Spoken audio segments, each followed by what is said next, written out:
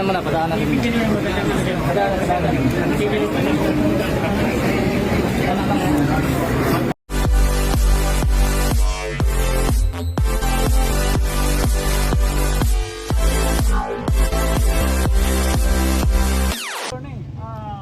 Kumusta na po ngayon yung balita ninyo kay BP Sara at ano po ang inyong nararamdaman sa nangyayari pong ito?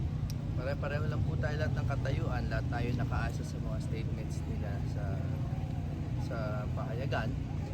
Ang sa akin lang, I'm here to express support tsaka solidarity, lalo na kay Atty. Lopez kasi hindi natin gusto mangyari to kahit kanino siguro.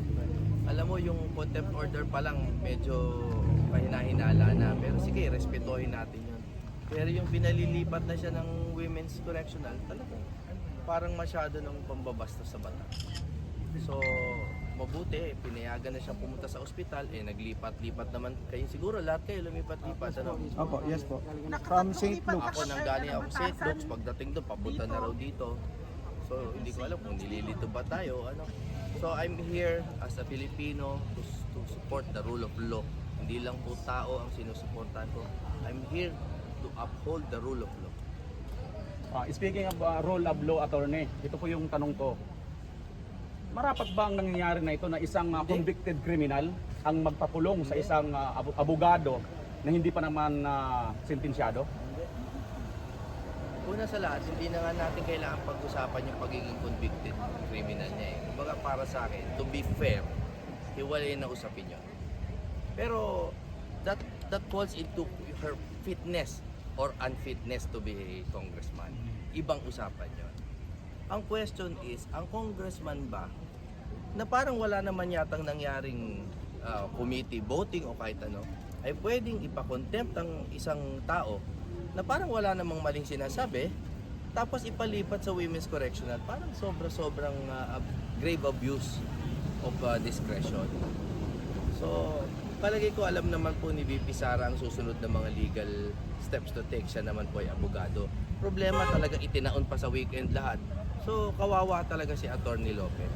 So, for now, ito, sa araw na to, ang magagawa lang natin, magpakita talaga ng pakikiisa. Alam mo, isang malaking problema, nakikita ko sa mainstream, wala talaga ha.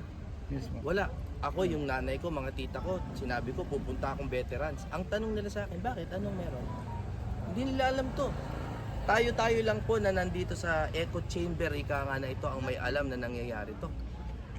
Pero yung mga malalapit sa atin, sa buhay natin, hindi nila alam na may ganito kagrabing mga pagbabiolate na talaga ng Constitution.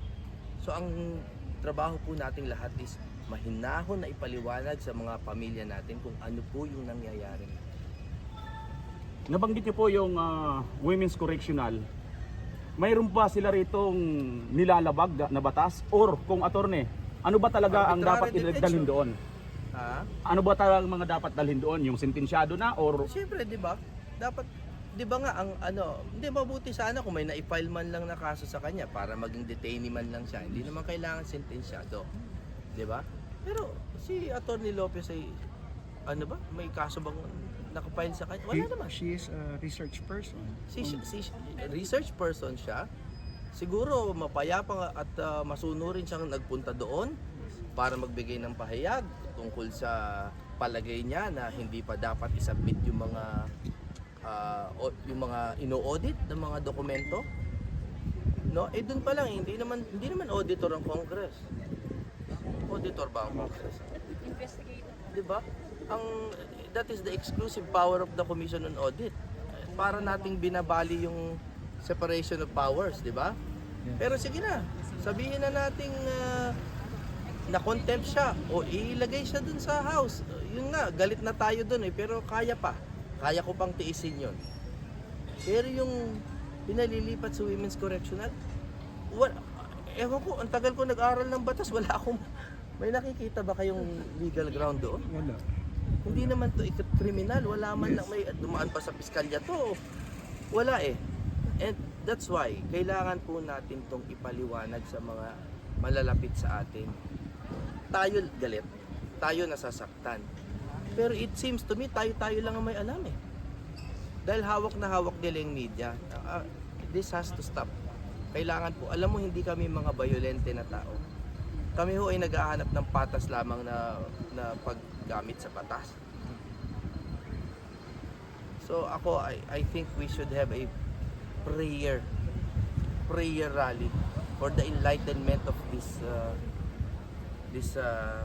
evil people. Kailangan po natin ng prayer rally. Attorney, ano pong inyo masasabi doon sa reaction ni BP Sara na ito daw po ay mukhang mayroong attempted homicide?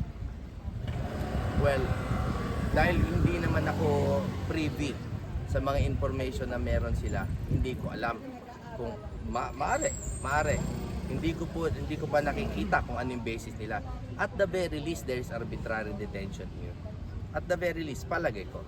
Pero again, suriin natin kung ano yung mga papel. Hindi ko nakikita pa eh. Basta right now, hindi ako nandito as a lawyer. I'm here as a fellow citizen at ako ay nag-aalala na kung tuloy-tuloy na ganito yung under ng gobyerno natin, parang 3 years, ganito pa? 3 years, ganito lang? Alam mo, kahit sa kalaban natin, ayoko mangyari to.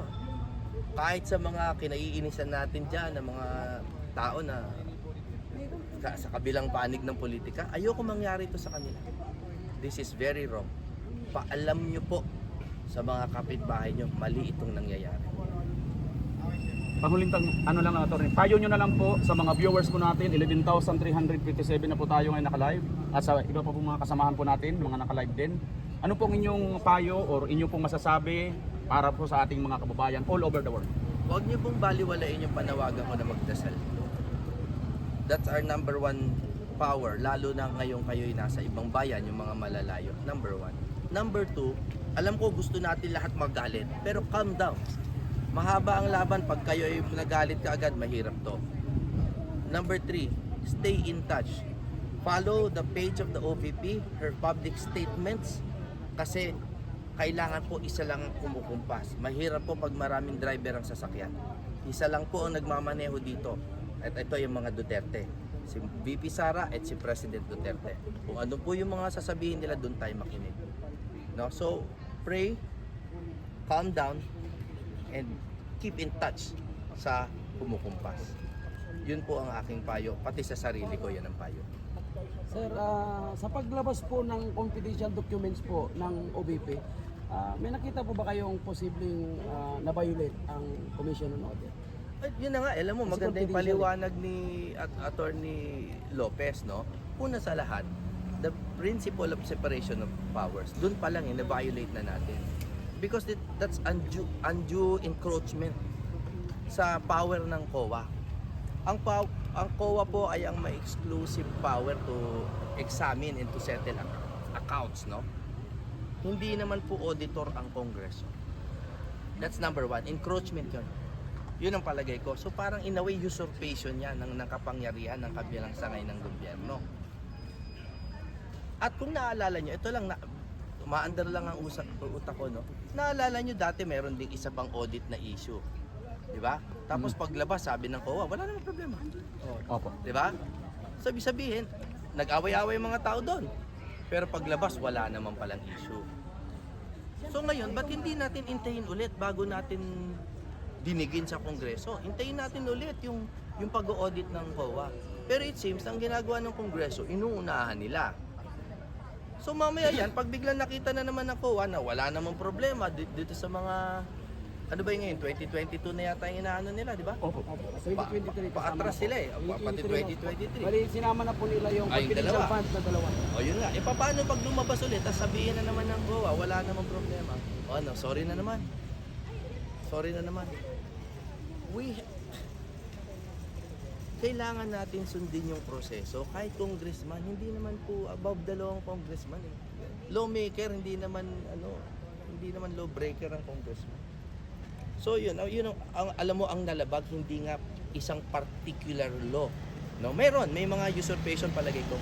Pero the very principle of separation of powers talagang tinawid na nila. And I think our constitution is in trouble. So, kaya mag-relax kayo, mahabang laban to, I'm sure. Mahaba. Sir, napag-usapan Ay, natin sila. is confidential, sir. pwede ba na Yun na nga eh, lahat, confidential lahat na lang nga eh. i-open na lang kasi confidential eh. Oo, Nilalabas nga eh. nila eh. Kasi alam mo, una sa lahat, hindi naman exclusive to the VP yung confidential fund. Madami. Lahat naman, kahit nga sa PAGCOR dati, may mga Intel fund. Lahat naman ng opisina, congressman, meron yan. Pero bakit kanya yung binubuksan at parang may bahid ka agad ng mali siya? No? Tsaka isa pa, confidential nga eh. Kung minsan yan, may mga masusunog ka ng mga informant. Bakit nyo palulutangin yung mga confidential nga ng mga informant? No? So sa akin, malayo pa sa usapan yon para sa akin. Huwag muna nating hayaang ipakulong ang isang tao for merely doing her job. Nagtatrabaho lang siya, nagpunta lang siya doon to give a statement to, ayan, umuulan na. So, diba? She was there to explain, tapos ikukulong, sobrang mali. Sobrang mali talaga. Wala na. So yun lang muna sa Salamat po sa inyo.